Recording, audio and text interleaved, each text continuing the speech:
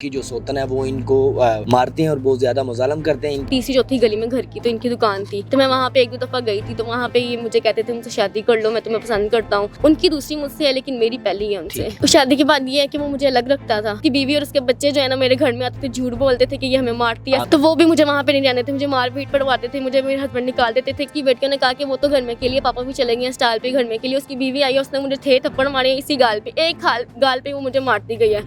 उसके बाद उसने मुझे डंडा पकड़ के मुझे घर से निकाल दिया। बेटा मेरा बैठा हुआ था बेड पे, छोटा सा है, 10 महीने का है, तो उसको भी उसने ऐसे बाजू से पकड़ के ऐसे खींच के सीने फेंका कि ये ले अपने हराम के पिल्ले को लेके जा, पता नहीं किसका है, तूने हमारे ऊपर इसको थोपा हुआ है। 6 ड्यूटियां मैंने डेवो की हैं। तो उसके बाद मैं इधर स्कीम मोड पे आई और स्टोर में वहाँ पे जॉब करती थी। उसके बाद हमने घर ले लिया, फिर उसके बाद मुझे प्रेगनेंसी हो गई। अस्सलाम वालेकुम नाज़रीन, वॉइस ऑफ पाकिस्तान के साथ मैं हूं आपका मेज़बान फैज़ान हैदर। नाज़रीन, मेरे साथ इकरा मौजूद हैं। इनकी जो हस्बैंड है और इनकी जो सोतन है वो इनको मारते हैं और बहुत ज़्यादा मुज़ालम करते हैं, इनके बच्चे पे भी और इन पे भी। इनकी जो कहानी कब स्टार्ट हुई, कब शादी हुई और कब ऐसे मामलात बने कि ये अब अपनी आज़ादाना ज़िंदगी नहीं गुजार सकती या खुशहाल जिस तरह एक शादीशुदा औरत अपना मुस्तकबिल चाहती है। अस्सलाम वालेकुम। वालेकुम सलाम। क्या नाम है आपका? इकरा। इकरा।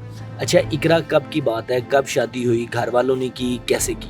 मेरी 2018 को ना 31 दिसंबर को मेरी शादी हुई थी। अब मेरा 5वां साल जा रहा है शादी को। तो घर वालों की मर्जी नहीं थी, मैंने उनसे मतलब जोर जबरदस्ती करके। Love marriage? जी लव मैरिज। ठीक है। कहाँ मुलाकात हुई थी?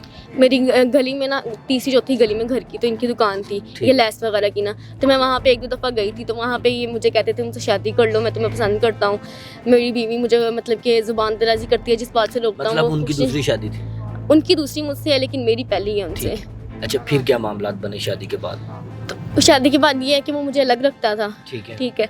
तो जिस हालात में भी रखी है उसके पास मतलब वो इतना वो नहीं है ना कि खर्चा वगैरह अफोर्ड कर सके सारा कुछ। मैंने हर हालात में भूखे रह के भी उसके साथ गुजारा किया है। तो लेकिन उसकी बीवी और उसके बच्चे जो है ना मेरे घर में आते थे, झूठ बोलते थे कि ये हमें मारती है, ऐसा वैसा कुछ भी नहीं। से बड़ा है वो? जी मुझसे बड़े हैं। कितना बड़ा?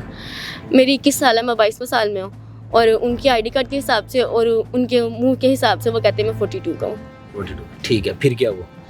तो वो भी मुझे वहाँ पे नहीं रहने थे, मुझे मार पीट पड़वाते थे, मुझे मेरे हस्बैंड निकाल देते थे। कभी मैं खुद भी बर्दाश्त करती थी, इतनी मैं बर्दाश्त करने के बाद मैं खुद भी चली जाती थी जब मेरी आउट ऑफ कंट्रोल होता था मुझसे। मैं अपनी अम्मी लोगों के घर चली जाती। शुरू में उन लोगों ने मुझे समझाने की कोशिश किया कि तुम उसे डिवोर्स ले लो, छोड़ दो, तुम्हारा नहीं हो सकता, उसकी बीवी है, उसके बच्चे हैं, बेटियाँ भी हैं, बेटे भी हैं, उसको किस चीज़ की कमी है, वो तुम्हें कभी भी तुम कश्ती ऐसी डामाडोली रहेगी, तुम उसको छोड़ दो। तो मैं कहती थी नहीं, मैंने इसको नहीं छोड़ना। एक दफ़ा खुला तो केस भी किया मेरे घर वालों ने, लेकिन मैं एंड टाइम पे जब साइन का मौका था मैं मुकर गई, मैंने नहीं किया।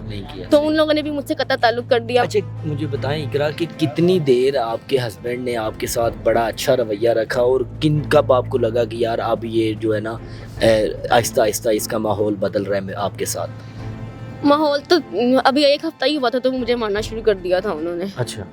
लेकिन मैंने मेरी पसंद किया, मेरी लव मैरिज है, उनके सिवा मैं किसी को मेरी कुछ नहीं समझती हूँ। मैं जहाँ भी जाती हूँ मुझे मेरे घर वाले नहीं एक्सेप्ट करते। मैं अगर किसी दोस्त की तरफ जाऊँ या किसी घर में, मैं काम भी करती नहीं हूँ, मैं बर्तन मांजती हूँ, कपड़े वगैरह धोती लोगों के घर में, वहीं रहाइश पे, लेकिन रहती हूँ मैं उसके नाम से ही रहती हूँ, मैं किसी की तरफ आँख उठा के नहीं देखती।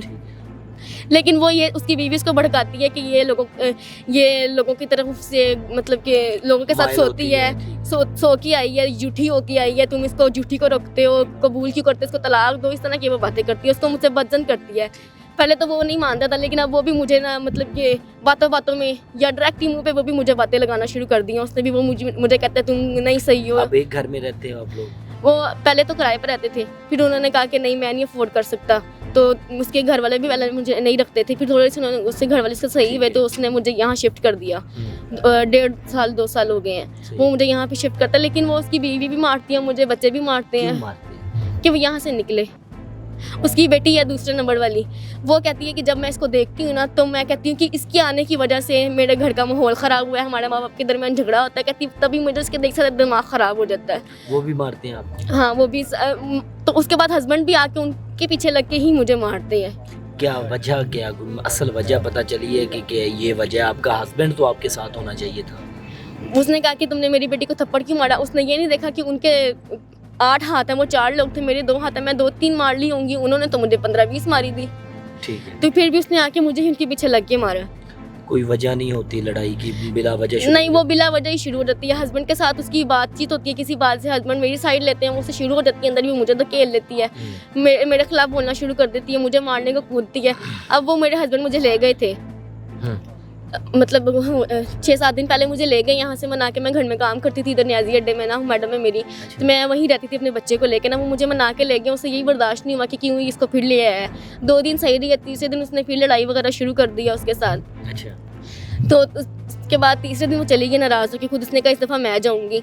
उधर रात रही, अगले दिन फिर रही है। तीसरे दिन सुबह सुबह वो स्कूल जाती है हमारे घर के सामने, उसकी बेटियाँ भी उसी स्कूल में जाती हैं। तो वो स्कूल आई तो उसकी बेटियों ने कहा कि वो तो घर में के लिए, पापा भी चले गए हैं स्टाल पे घर में के लिए। उसकी बीवी आई है, उसने मुझे थे थप्पड़ मारे इसी गाल पे, एक गाल पे वो मुझे मारती गई है। उसके बाद उसने मुझे डंडा पकड़ के मुझे घर से निकाल दिया। वो मुहर्रम की छड़ियाँ हैं ना, लंबी लंबी किचन में पड़ी हैं, वो पकड़ी मुझे, कहती चल निकल। बेटा मेरा बैठा हुआ था बेड पे, छोटा सा है, 10 महीने का, 11वें महीने में लगा हुआ है। तो उसको भी उसने ऐसे बाजू से पकड़ के ऐसे खींच के सीने फेंका कि ये ले अपने हराम के पिल्ले को लेके जा, पता नहीं किसका है, तूने हमारे ऊपर इसको थोपा हुआ है, हमारा ये हिस्से का ये हक खा जाता है, इसको लेके निकलो। मैंने अपने हस्बैंड को फ़ोन किया, मेरे हस्बैंड आए हैं, वो कहीं बाहर गए हुए थे स्टार लगाने काम के सिलसिले में। वो इतनी स्पीड से आया, आके तो वो थाने पहुंची हुई थी। वहाँ जाके उसने उसको डराया, धमकाया, मैं तेरे खिलाफ इंच कर दांगी, ऊँच कर दांगी। उसकी बहन को मेरे हस्बैंड ने बुलाया, उसके बहनोई को बुलाया, तो फिर भी मतलब कि उसने नहीं मानी ना। उसको डराती धमकाती रही, औरत के बड़े हकूक़ है, ये है वो है, तो मैं तुम पे पर्चा करा दूँगी, तो ये तुम्हें लेके जाएंगे, तुम्हें 6 महीने अंदर रखूँगी। मतलब वो डर गया। उसने उसको कुछ नहीं कहा, वो मुझे मार पड़वा के उसने उसको रिएक्शन नहीं लिया। थाने के बाहर भी उसने मुझे थप्पड़ मारा, 7वां थप्पड़। उसके बाद फिर वो अब फिर चली गई, अपनी बहन के घर चली गई। अब सुबह आई है, सुबह भी आते साथ वो मुझे मारने को पड़ी है। सुबह भी उसने मुझे गालियाँ निकाली है, मेरे बच्चे को कहती है कि ये हराम का है। मैंने इधर 2 साल पहले डेवो की जॉब की है 6 दिन। मेरे पास रिहाइश नहीं थी, मेरी दोस्त रहती थी इधर, तो मैंने उससे सुना था वो हॉस्टल में रहती है। तो मैं इन लोगों ने तो मुझे घर से निकाल दिया, तो मैंने कहाँ जाना था, मेरे माँ बाप तो यहाँ से चले गए हैं। पहले मैं उनके पास चली जाती थी, अब वो भी नहीं रहे, तो मैं यहाँ पे आ गई।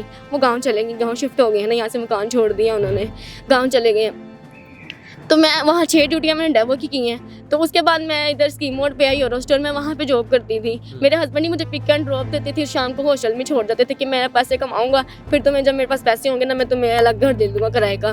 तो उसके बाद घर आ गया, 1-2 महीना मैं उधर रही। उसके बाद हमने घर ले लिया। फिर उसके बाद मुझे मतलब प्रेगनेंसी हो गई, तो वो तब से कहने लग गई कि ये उसने 6 ड्यूटियाँ की है ड्राइवरों की, तो ड्राइवरों के नीचे से होके आई है, ये उसका बच्चा लेके, ये हराम का, तुम्हारी तो इससे शक्ल नहीं बच्चे की मिलती। बच्चे की शक्ल माँ बाप से मिलती है ना, वो उसका नाक थोड़ा मेरे जैसा है, बाकी वो सारा बाप का। तो उसको सारे कहते हैं बाप जैसा, लेकिन वो उसको कहते हैं ये तुम्हारे जैसा है ही नहीं है, ये तो तुम्हारा हराम का है। वो उसको प्यार करता है, वो उसको कहते हैं तुम हराम के बच्चे को तुमने अपना नाम दिया हुआ, तुम्हारा दिल कैसे करता है हराम के बच्चे को चूमने को, प्यार करने को। इकरा, आप बताएं आप क्या चाहती हैं? आप मैं अपने हस्बैंड के साथ रहना चाहती हूँ, लेकिन वो मुझे अलग नहीं लेके दे रहे। वो कहते हैं इकट्ठे रहो, और जो उसकी बीवी बच्चे हैं वो मुझे नहीं रहने देते। उसकी बीवी मुझे मारती है, मुझे अजीब अजीब बातें करती है कि ये तुम्हारा बच्चा नहीं है, उसको मेरे से बदजन करती है और मुझे निकाल देती है। ये नाज़रीन, इकरा की कहानी आपने जानी है कि किस तरह इनका जो खामंद है इनके साथ मुजालम करता है अपनी दूसरी बीवी के साथ मिलके, और बीवी के जो बच्चे हैं वो भी इसी तरह का रवैया रखते हैं, इन पर जो तशद्दुद किया जाता है। नाज़रीन, ये हमें मर्द हजरात को सोचना चाहिए कि अपनी ख्वाहिशात, अपनी लज्जत के लिए अगर आप लोग दूसरी शादी करते भी हैं तो कम अज़ कम उस वक़्त ये सोचा करें कि क्या उस खातून को आप उसके हकूक़ दे सकते हैं, उसके साथ वही रवैया रख सकते हैं जो आप चाहते हैं कि हमारी बहनें अगर कल कोई शादीशुदा हों तो उनके साथ वही रवैया रखा जाए। खुदारा अपना जो है ना रवैया दुरुस्त किया करें अपनी जो अज़वाज हैं उनके साथ, ताकि कल को अगर आपकी घर की जो ख़वातीन हैं उनके साथ इस तरह का रवैया ना करें। मुझे दें इजाज़त, अपना रखें ख्याल, अल्लाह निगहबान।